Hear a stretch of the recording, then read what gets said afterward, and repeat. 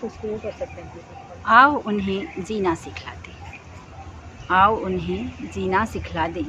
इंद्रधनुष सा रंग सजाकर, इंद्रधनुष सा रंग सजाकर कांटों में भी सुमन खिला दें। इंद्रधनुष सा रंग सजाकर कांटों में भी सुमन खिला दें।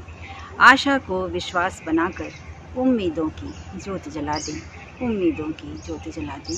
आओ उन्हें जीना सिखला दें, आओ उन्हें जीना सिखला दें। थके हुए हारे हृदयों में, थके हुए हारे हृदयों में श्वासों के स्पंदन भर दें। उल्लासित हर्षित भावों से अंतः उनका गुंजित कर दें, अंतः उनका गुंजित कर दें। आओ उन्हें जीना सिखला दें, आओ उन्हें जीना सिखला दें।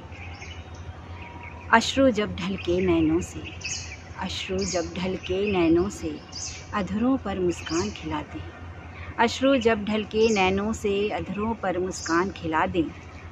तन और मन से व्यथित जनों की थोड़ी हम पीड़ा सहला दें, थोड़ी हम पीड़ा सहला दें।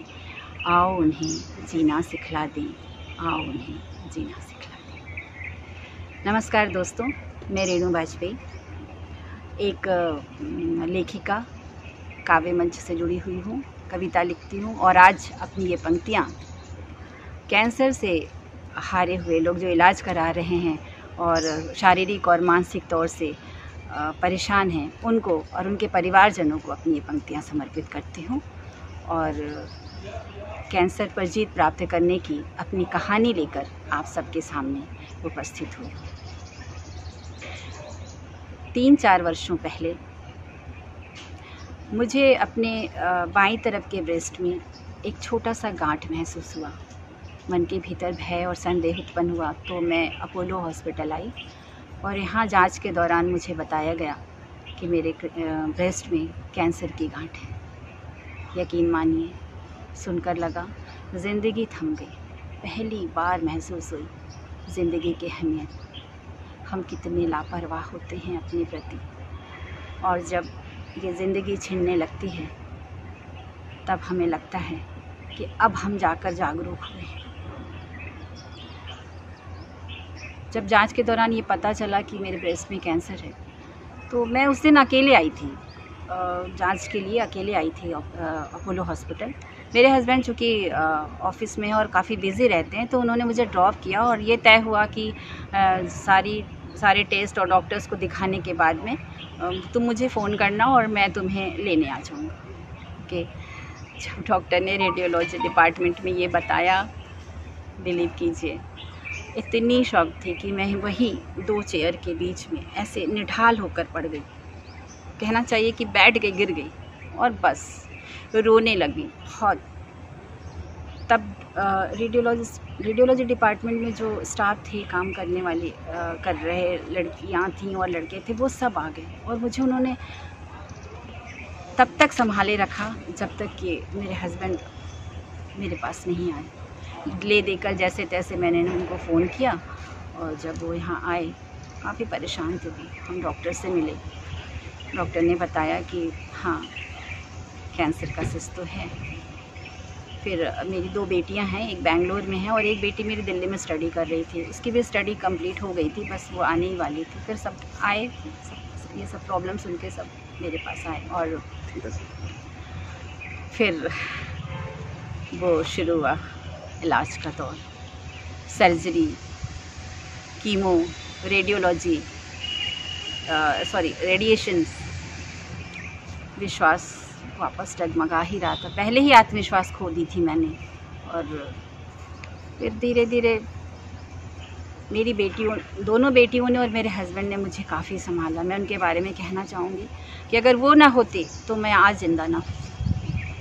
शायद मैं स्वस्थ भी हो जाती कैंसर जैसे बीमारी से इलाज करवा कर, लेकिन मैं मानसिक रूप से तो ज़रूर विक्षिप्त हो जाती। और ख़ासकर मेरी जो छोटी बेटी थी वो समय से पहले बड़ी हो गई। जो घर की सबसे छोटी सदस्य जो मेरे पास आई थी स्टडी कंप्लीट करके, अब वो मेरी माँ हो गई थी और मैं उसकी बेटी।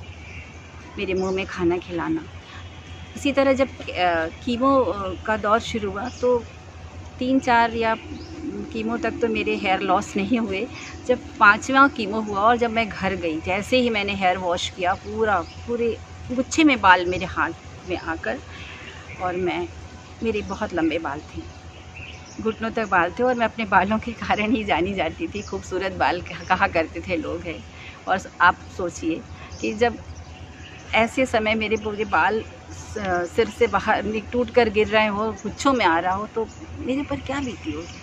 आंसू थे कि थमने का नाम नहीं ले रहे थे। मेरी बेटी ने मुझे संभाला, बोला माँ आप इतने दिनों तक इतने लंबे बालों में थी, अब देखो कितनी अच्छी हेयर स्टाइल आपकी होगी, आप एकदम बॉय कट करके रहो। इस तरह से छोटी छोटी चीज़ें कह के उसने मुझे मेरा हौसला बढ़ाया, आत्मविश्वास को टूटने नहीं दिया।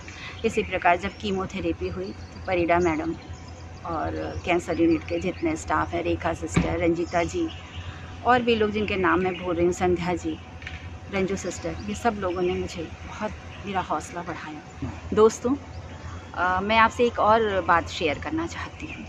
कीमोथेरेपी के दौरान जब मैं बहुत ज़्यादा निराश थी, तब आराधना त्रिपाठी जी से मेरा संपर्क हुआ, और उन्होंने जो मेरा उस निराश क्षणों में मेरी जो हौसला अफजाई की और मेरा मनोबल बढ़ाया, मैं शुक्रगुजार हूँ उनकी। उन्होंने मुझे बताया कि वे स्वयं भी एक कैंसर सर्वाइवर रह चुकी हैं, कैंसर विजेता रह चुकी हैं, और अब वे कैंसर से पीड़ित लोगों के लिए कुछ अच्छे काम करना चाहती हैं। और ये भी बताया कि स्पंदन नाम की संस्था का सृजन करने जा रही हैं। तब आराधना जी की सोच ने मुझे बहुत ज़्यादा प्रभावित किया, और मैं भी स्पंदन जैसी संस्था से जुड़ने के लिए इच्छुक हो गई।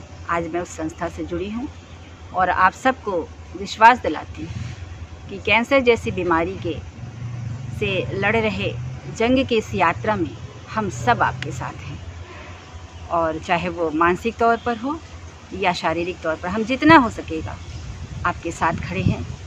परिड़ा मैडम से तो बहुत बार डांट खाती थी कि क्यों रोती रहती हो, जितना रोगी उतनी तकलीफ़ें तुम्हारी बढ़ेगी।